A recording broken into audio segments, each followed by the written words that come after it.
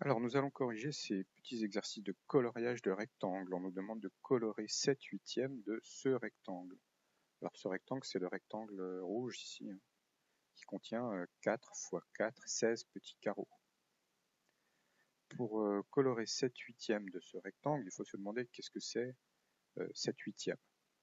Alors, 7/8, c'est 8 moins 1 huitième, puisque 7, c'est 8 moins 1. Si on casse cette fraction en deux, on a donc 8 huitièmes moins 1 huitième.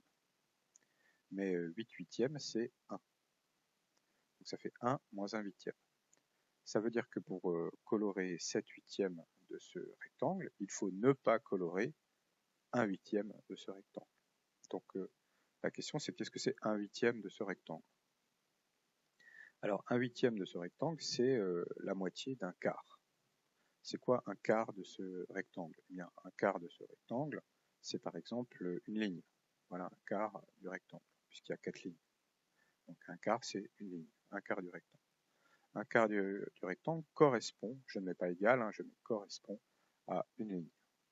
Une ligne, c'est 4 carreaux. Donc puisqu'un quart du rectangle, c'est 4 carreaux, 1 huitième du rectangle, qui est la moitié d'un quart, c'est 2 carreaux, la moitié de 4 carreaux. Donc pour colorer 7 huitièmes de ce rectangle, il faut ne pas colorer 2 carreaux. Donc il suffit par exemple que je colorie tout le monde, sauf les deux derniers ici. Mais je pourrais en choisir deux autres. Donc voilà, j'ai coloré 7 huitièmes de ce rectangle. Bien sûr, on aurait pu faire le même raisonnement avec les colonnes, puisque un quart du rectangle, ça correspond aussi à une colonne, donc à 4 carreaux. Donc 1 huitième, c'est la moitié d'un quart, 2 carreaux. Alors, j'ai dit que 1 huitième, c'était la moitié d'un quart. Alors d'accord, c'est évident, 1 huitième, c'est la moitié d'un quart. Mais comment est-ce qu'on pourrait voir ça avec des calculs? Alors, un quart divisé par 2, c'est ça la moitié d'un quart. Un quart divisé par 2. Un quart divisé par 2, c'est un quart divisé par 2 sur 1. Parce que 2, c'est égal à 2 sur 1. 2 divisé par 1, ça fait 2. Quand on divise un quart par 2 sur 1, c'est comme si on multipliait un quart par l'inverse de 2 sur 1. C'est quoi l'inverse de 2 sur 1? C'est 1 sur 2. Donc 1 quart fois 1 sur 2. Ensuite, on fait 1 fois 1, c'est une multiplication de fractions, divisé par 4 fois 2. 1 fois 1, ça donne 1, et 4 fois 2, ça donne 8. Donc en fait, on a bien expliqué ici avec les fractions que la moitié d'un quart, c'est 1 huitième. Alors on peut aussi, tout à l'heure, quand j'ai coloré ce rectangle, j'ai dit que 1 huitième du rectangle, c'était la moitié d'un quart, donc la moitié d'une ligne ou la moitié d'une colonne. Mais si je n'ai pas envie de passer par les lignes et les colonnes, je peux aussi raisonner avec le nombre total de carreaux du rectangle, c'est-à-dire 16. Si je veux 1 huitième de ce rectangle, je veux 1 huitième de 16 carreaux. 1 huitième de 16, c'est 1 huitième multiplié par 16. Parce qu'une fraction de quelque chose, c'est une fraction fois quelque chose. Donc 1 huitième de 16, c'est 1 huitième fois 16. Et je peux calculer 1 huitième fois 16 en faisant 1 huitième fois 16 sur 1. Parce que 16, c'est 16 sur 1. 16 divisé par 1, ça fait 16. Maintenant, je peux multiplier les fractions.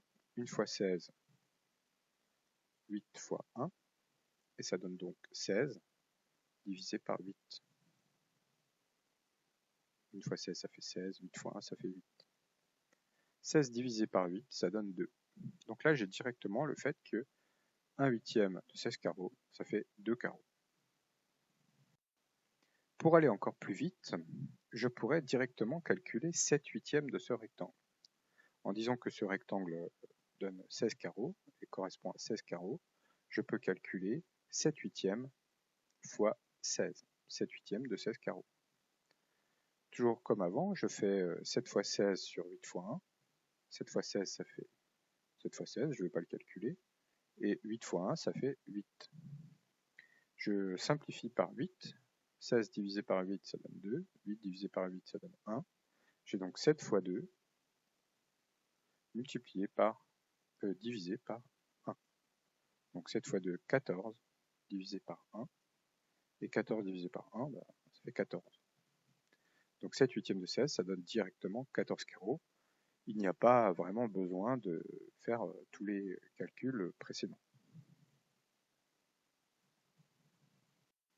Voyons une dernière méthode encore plus simple.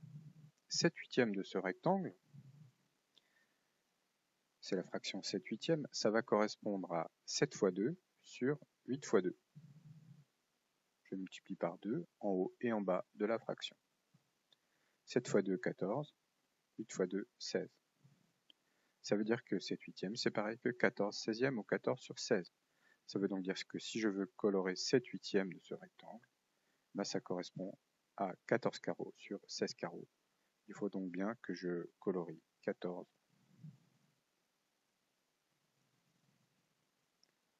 carreaux sur les 16. Alors une dernière remarque, je vous ai montré dans cette vidéo comment colorer 7/8 de ce rectangle. Mais une autre question qu'on pourrait se poser, c'est combien y a-t-il de façons de colorer 7/8 de ce rectangle? C'est-à-dire combien y a-t-il de façons de laisser 2 carreaux blancs? Donc voilà une façon. On peut aussi imaginer celle-là. On peut aussi imaginer celle-là. On pourrait bien sûr en imaginer plein d'autres. Mais combien? Combien y a-t-il de façons de colorer 7/8 de ce rectangle? Je vous laisse réfléchir à cette intéressante question.